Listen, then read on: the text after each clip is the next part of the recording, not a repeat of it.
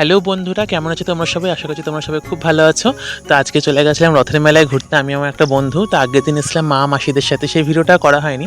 তো আজকে বন্ধুর সাথে মেলায় এসেছিলাম, দেখতে পাচ্ছি এটা হচ্ছে আমাদের এখানকার রথ। তো এখানে একটা মন্দির দেখতে পাচ্ছি, এটা এখানে গৌড়ীয় মঠ, এই মঠটা উপলক্ষেই মেলাটা বসে। আর আমি ছোটো থেকেই এই মেলায় আসছি, প্রতি বছরই মেলায় আসি। তো এই শুধু লকডাউনে 2 বছর মেলাটা হয়নি, এছাড়া প্রত্যেক বছরই মেলাটা হয়েছে, প্রত্যেক বছরই আমি এসেছি।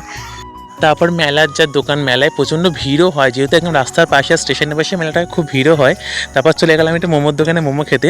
এখানে চিকেন মোমোটা আমার বেশি, যেহেতু মোমোর মধ্যে আমার চিকেন মোমোটাই বেশি ভালো লাগে। তো চিকেন মোমোটা ছিল 5 পিস 50 টাকা। স্যুপটা সত্যি খুব ভালো ছিল, যেই দোকানে মোমোর স্যুপটা ভালো হয় সেই দোকানে মোমোটা আমার বেশি ভালো লাগে।